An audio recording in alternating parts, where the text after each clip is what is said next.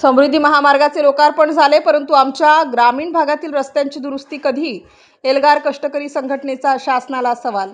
समृद्धी महामार्गाच्या अखेरच्या टप्प्याचे लोकार्पण आज मुख्यमंत्री देवेंद्र फडणवीस व उपमुख्यमंत्री एकनाथ शिंदे, अजितदादा पवार यांच्या उपस्थितीत मोठ्या दिमाखात इगतपुरी तालुक्यात करण्यात आले. या महामार्गावरून हजारो वाहने दररोज सुखकर व गतिमान प्रवास करतील. मात्र आमच्या इगतपुरी, त्र्यंबकेश्वर सारख्या आदिवासी डोंगराळ ग्रामीण भागातील आदिवासींच्या वाड्यापाड्यांना जोडणाऱ्या रस्त्यांची दुरुस्ती कधी होणार, असा सवाल एल्गार कष्टकरी संघटनेच्या अधिकाऱ्यांनी केला आहे.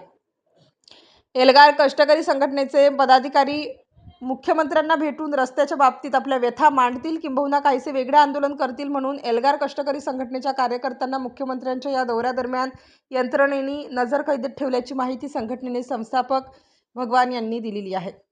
नागपूर ते मुंबई या 701 किलोमीटर अंतराच्या समृद्धी महामार्गाच्या अखेरच्या टप्प्यातील काम व इगतपुरी ते आमने या दरम्यान 76 किलोमीटरचा टप्पा या महामार्गाचा लोकार्पण सोहळा आज मुख्यमंत्री देवेंद्र फडणवीस, उपमुख्यमंत्री एकनाथ शिंदे, अजितदादा पवार यांच्या उपस्थितीत इगतपुरी येथील कसारा घाट प्रवेशद्वारापासून ठिकाणी हा लोकार्पण सोहळा संपन्न झाला.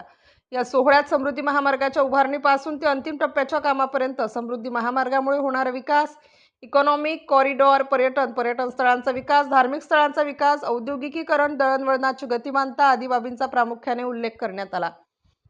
हा महामार्ग महाराष्ट्राच्या विकासात भर घालणारा प्रोजेक्ट आहेच, म्हणून या महाराष्ट्राच्या कामाबद्दल शासनाचे एल्गार कष्टकरी संघटनेने कौतुक केले आहे. मात्र आदिवासींच्या डोंगराळ वाड्यापाड्यांकडे जाणाऱ्या उद्ध्वस्त रस्त्याकडेही शासनाने प्राधान्याने लक्ष द्यावे. ग्रामीण भागातील रस्तेही दर्जेदार व मजबूत करून आदिवासी समाजाच्या वाड्यापाड्यांच्या विकासात, परिसराच्या विकासात भर घालावी, अशी अपेक्षाही या संघटनेने केली आहे.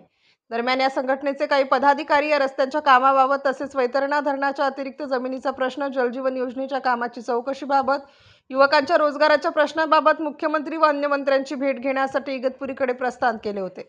मात्र प्रशासनाने या पदाधिकाऱ्यांना मुख्यमंत्री व मंत्री महोदयांपर्यंत पोहोचू दिले नसल्याची खंत भगवान मधे यांनी व्यक्त केली. स्टार न्यूजसाठी मोहसिन पठाण, नाशिक.